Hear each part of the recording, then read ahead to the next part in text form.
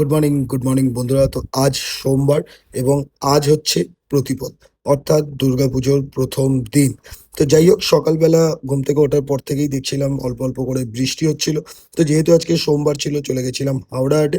আর আজকেই কিন্তু দুপুরবেলা ইস্ট বেঙ্গলের কলকাতা লিগের শেষ ম্যাচ ছিল, এবং আজকের ম্যাচটা জিতলেই ইস্ট বেঙ্গল কলকাতা লিগ চ্যাম্পিয়ন হয়ে যেত। এবং আজকে দুপুরবেলাতেই আগের বছর কলকাতা লিগের চ্যাম্পিয়ন ইস্ট বেঙ্গলকে ঘোষণা করা হয়েছিল, এবং মাঠে ট্রফিও ডিস্ট্রিবিউট করা হয়েছিল। তো যাই হোক, খেলা মোটামুটি একটা হাড্ডাহাড্ডি কন্ডিশনে ছিল। সেকেন্ড হাফটা ওরা আমাদের থেকে বেটার খেলেছিল, কিন্তু শেষ পর্যন্ত ইস্ট বেঙ্গল 2-1 গোলে জিতে যায় এবং হয়ে যায় এবারের কলকাতা লিগ চ্যাম্পিয়ন। তো আগের বার আর এবার পরপর 2 বছর কলকাতা লিগ। হাই জয় ইস্ট বেঙ্গল। আর আজ হচ্ছে দুর্গাপুজোর প্রতিপদ। তো সকলকে দেবীপক্ষের সূচনার জন্য অভিনন্দন, এবং দুর্গাপুজো ভালো করে কাটাও। সেই সঙ্গে সঙ্গে ভিডিওটা এখানেই শেষ করছি। ভালো লাগলে অবশ্যই লাইক করো এবং পরের ভিডিওগুলো দেখতে থাকো।